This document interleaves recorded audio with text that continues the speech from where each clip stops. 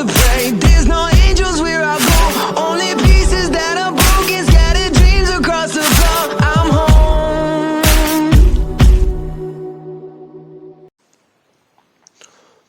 Alrighty, hello everybody, this is Kirosho here. Now then, whenever we last left off, Deku, he had just killed and absorbed 2 people. A random man who stabbed him, and, well, a military soldier. Now, upon looking further throughout this military soldier's memories in life, he's found that the commander that he needs to find and kill, he's got to be the most corrupt one of them all.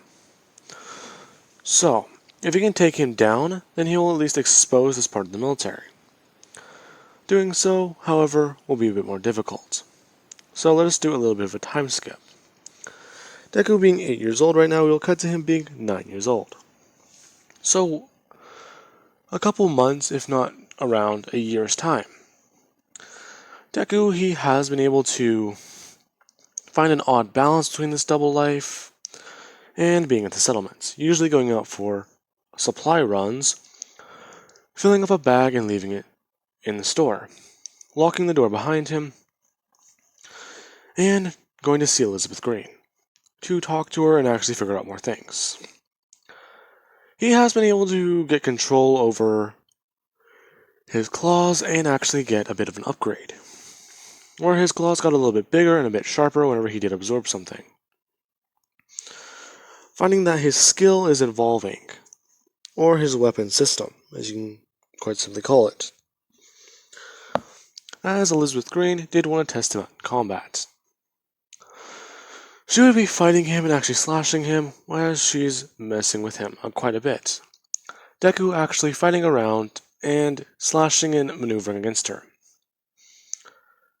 Now, as they are fighting, they would eventually have to call it quits, as Deku has gone a little bit over his time limit to be outside the walls.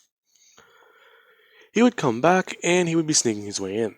As the guards would stop him, he would immediately have to throw his hands up and get a wristband he has scanned. They would scan it and bring him back into the settlements, as he would explain that he has food, he has some medicine, and some fresh water.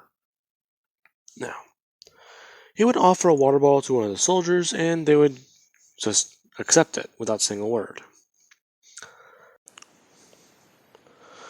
Now then, as the soldier takes the water bottle from him, Deku, he would just also open the bag, showing exactly what he brought. The soldier would be looking down at this, and he's just looking into the bag, seeing that Deku's got quite a bit of medicine, food, and a little bit more water than he thought. He would just grab into the bag, pulling out another bottle, tossing it over to his friend. As Deku, he just wouldn't care. He's been trying to build a good reputation with the soldiers so that he at least is able to come and go as he pleases. A bit more easier than everyone else, since he usually lets them have a bit of first grabs on what he has. Them not trying to overstep their boundaries, because Deku can say something, but he never does. He only gives them a certain number of things they can take, which they don't really care about. They have their own supplies, but hey, free stuff is free stuff.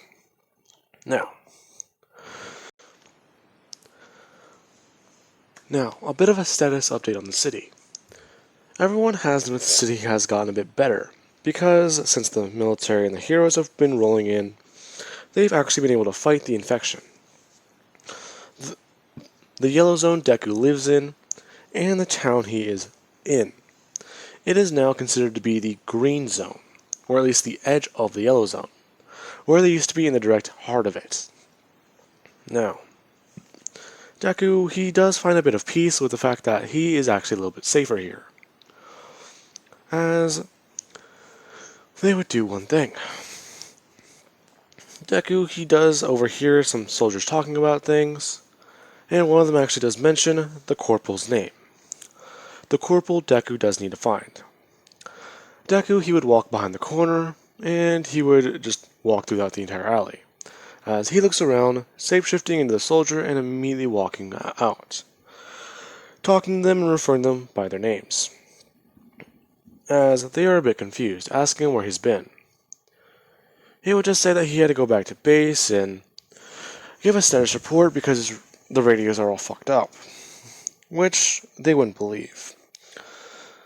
Until they would find that Deku actually rigged the radio to fail.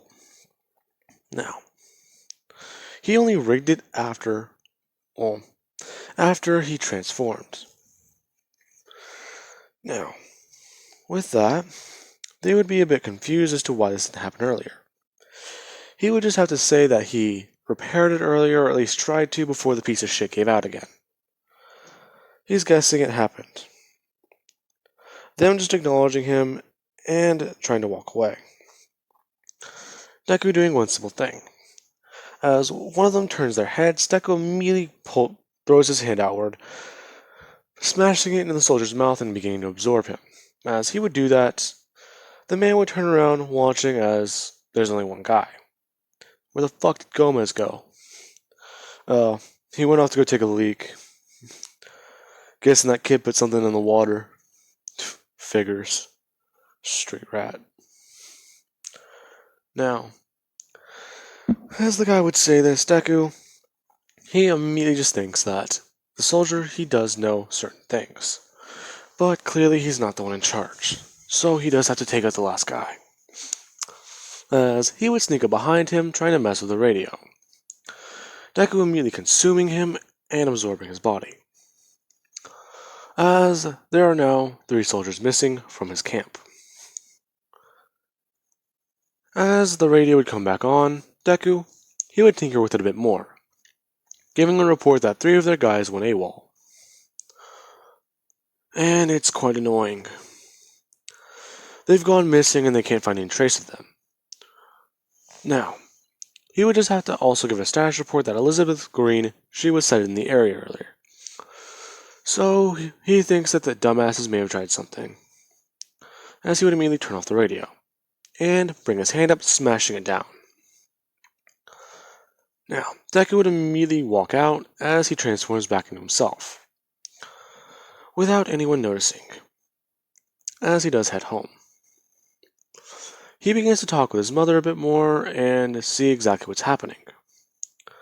As she would bring up that the military, they are trying to organize something. In fact, she thinks that it would be quite good for him. Huh? What is it? Well, they think it's finally safe enough for people to, get people into convoys to get out of here. Really? But we can't just abandon this place. It's home. Izuku, this is a war zone. Besides, you have your family. Everything will be okay. Well, if you say so. Yes, it should be fine. Now, as Deku is thinking about this, he would immediately go to bed and they would wake up the next day. As Deku, he begins to talk with Ochako. Him and her decide to go out on a supply run together as they are running across the rooftops. Until they have a bit of a competition, seeing who can go faster, and make it to this place first. Deku letting Ochako win, because he is just holding back. Now, they'd be stocking up on supplies as they do hear one thing. There is a hunter stalking them, as Elizabeth is controlling it, telling it to hold back. This is the boy's next test, as she would immediately release it, letting it go after Deku. Deku would immediately see it running towards the door, as he would immediately grab Ochako and just throw her out the window, as the hunter smashed through the door.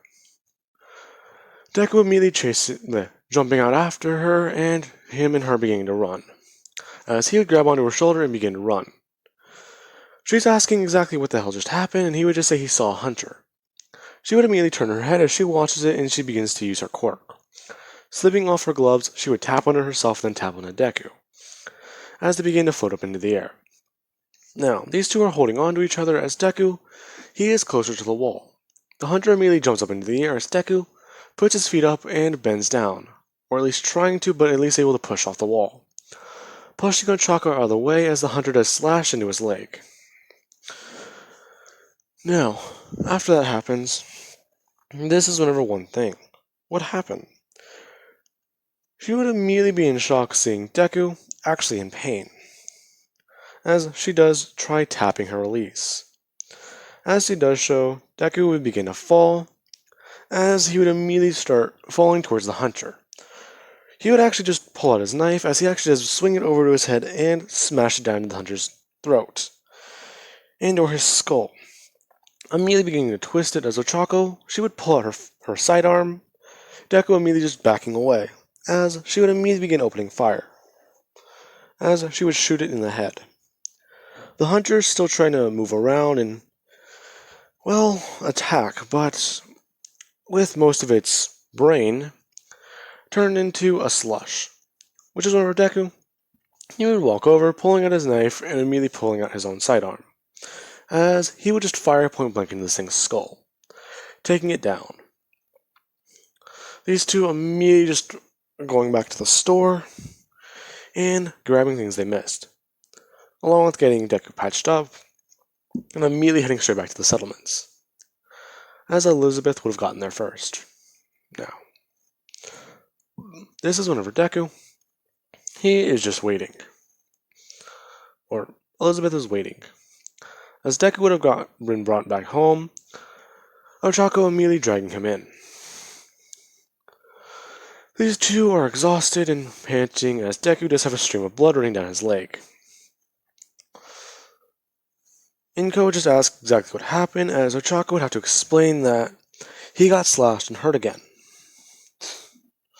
Jesus, Izuku, you need to stop going on those supply runs.